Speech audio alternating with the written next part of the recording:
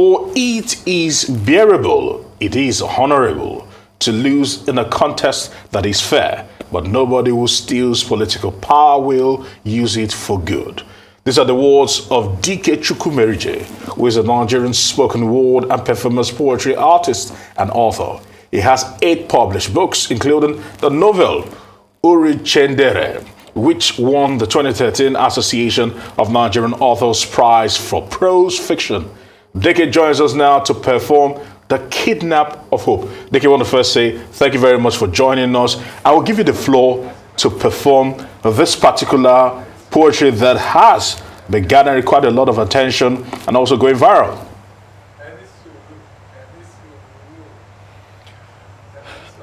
I voted for Peter Obi, but I did not jump any queue for Peter Obi. I did not smuggle anybody into the polling booth for Peter Obi. I did not brandish a knife or threaten anybody in my polling unit for Peter Obi. I did not snatch a ballot box, stuff a ballot box, break a ballot box for Peter Obi. I did not pay anybody to change any results for Peter Obi. I did not steal, I did not kill for Peter Obi.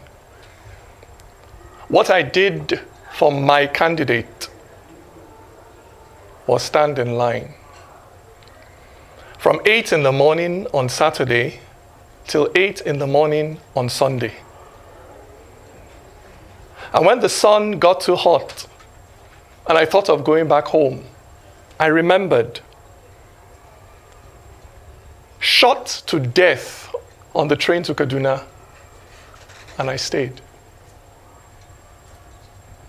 And when the heavens opened and poured down rain, and I thought of running away to find safety, I remembered.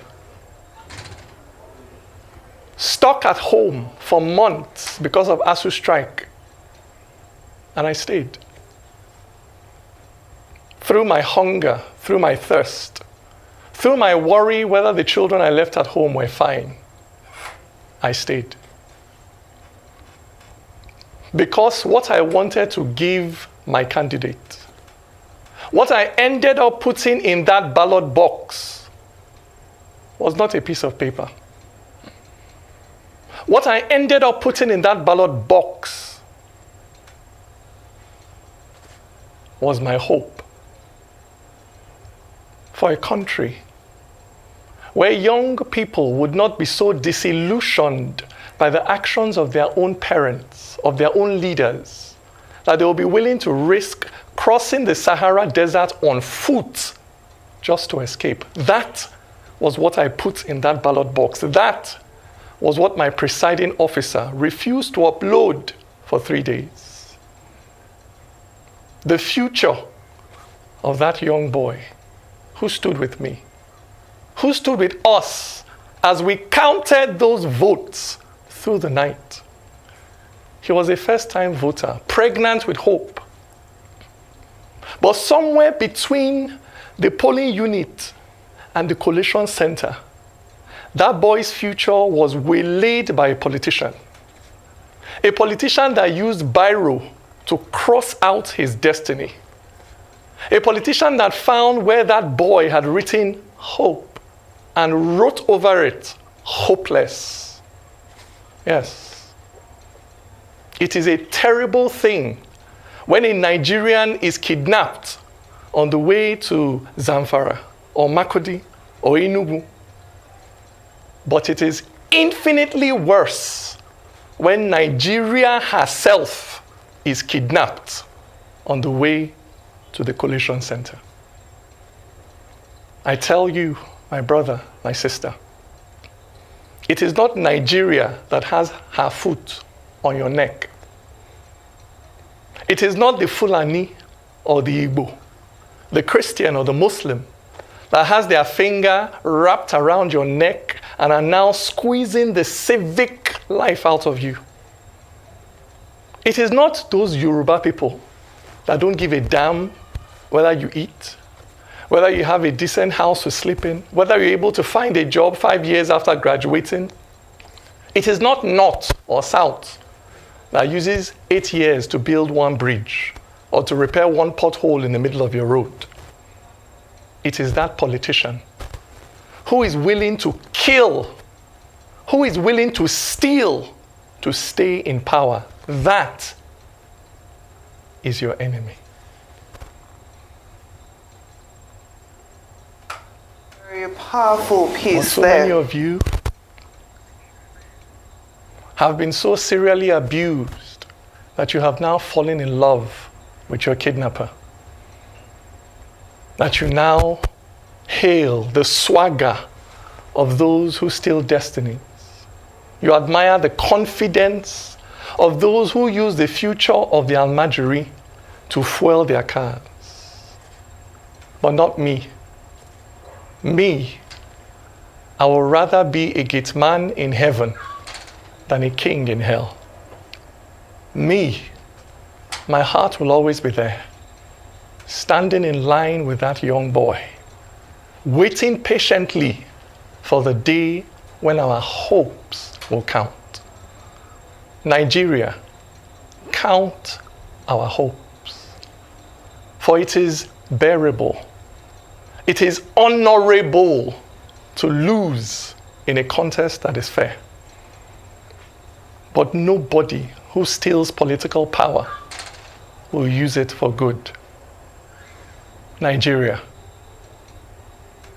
count our hopes. Thank you.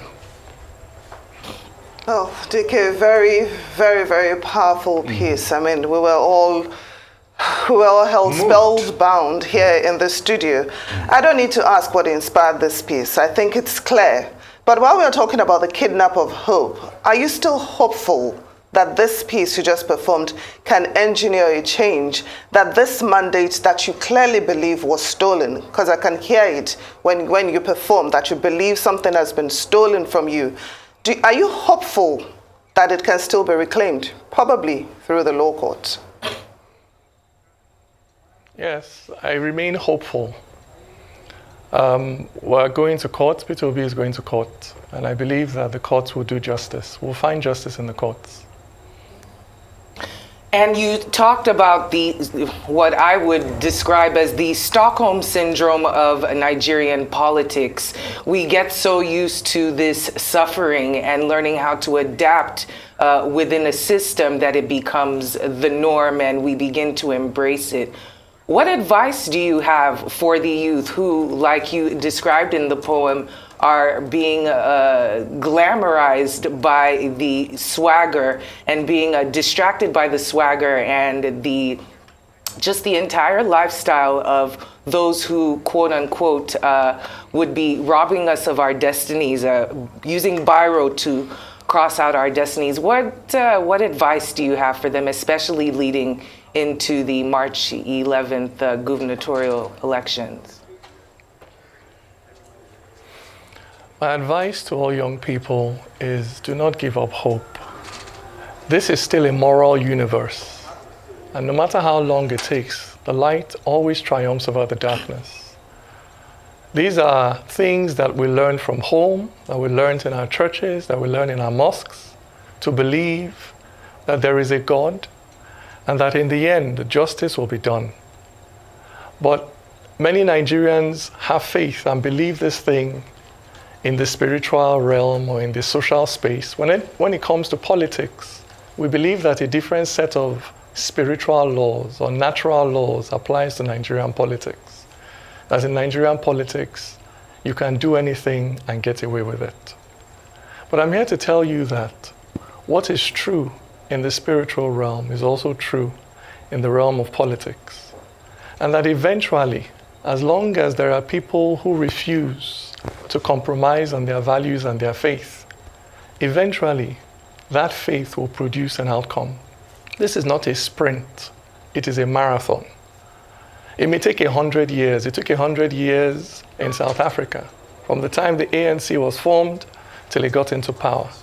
It took 100 years in the United States, from the time that the Jim Crow laws were brought into place and discrimination till you had the Civil Rights Act passed. It can take 50 years, it can take 25 years. But know that as surely as the sun rises in the east and sets in the west, freedom will come. And what is that freedom? It's not for any particular person to become president or to become a leader of the country. Freedom is to have a country where the law matters, where everybody is subject to the law, where the law is obeyed routinely. A country of strong laws and institutions where the rights of everybody, no matter how weak they are, is respected. Because if we had a country like that today, then you would not have INEC running an election contrary to its own rules and being okay with it. That is wrong. That is injustice. What we're saying is we want a country where the laws are obeyed by all, great and small, mighty and weak. Whoever you are subject to the same law. Whatever the outcome of that process is, we will accept it. And that is the country we are building. That is the country we will have. That is a country that is founded on unity and justice. Because without justice, there cannot be unity. Justice is a foundation for a peaceful and united society. And we must lay that foundation in Nigeria. All right, you say we must lay the foundation here in Nigeria. Now, DK, my own question is this. How long do you think we need to tarry before we get this hope achieved and hope realized? I believe that the day is very close. For all the imperfections that we saw in this election, we still saw a lot of ground covered. We saw that people's voices, people are beginning to show that they are not satisfied with politics as usual. And that is why the ruling party that won with 15 million votes in 2019 was barely able, even with all the rigging, was barely able to get 8.7 million votes. That is a sharp drop. And that drop tells you that Nigerians are tired of politics as usual. So already the conventional political system has been shaken.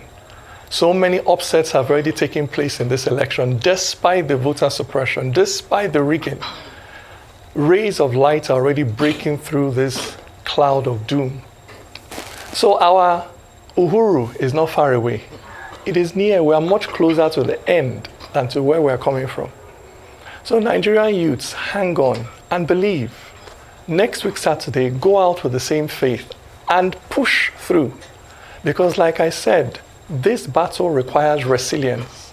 It is not gra-gra. It's not going out to burn cars or burn buildings. No. We must win the battle at the polling unit, no matter what is thrown at you. It is only when this system is defeated at the polls, that is when we will lay a foundation for a new system. If you use violence to win, the same violence you use will be used against you when you're there. But if you stick to the law and you stick to the process and you keep showing up day after day after day and ensure and insist that that process must work, then you are not only defeating a political party, you are defeating an ideology. You are defeating a system and you are bringing into place a new system, a new ideology. And that is what victory really means. It's not just replacing one oppressor with another oppressor or replacing one strong man with another strong man. No. It is replacing a system that favors strong people over ordinary people with a system where all of us are equal before the law. That is the victory we are working towards. Now, DK, your piece captured the challenges Nigeria is currently facing and the fact that our leaders are literally playing politics with our future. But we've heard the president-elect call for reconciliation. He's appealed to the youths and promised to work with them. He's also asked that we hold him to account while giving him a chance. Now, is this a good starting point for you, even as aggrieved political parties seek redress in court? For as long as he is president, he will have all the respect that goes with the office, because the respect is attached to the office and not to his person. As long as he is the president of Nigeria, he will have my respect as the president of Nigeria. It does not preclude those who disagree with the elections exercising their legal and constitutional rights to go to court to challenge this election. But until that happens and the election is upturned, he remains the president. And we will respect him and work with him and follow him as a president. But it is not the obedience of slavery. This is a democracy. And the best way to get the best out of a government is to put pressure on it and keep it on its toes.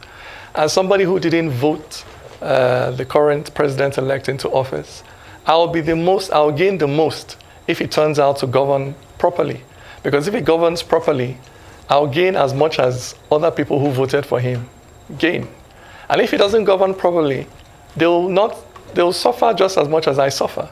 So those of us that didn't vote for him stand to gain more if he governs well.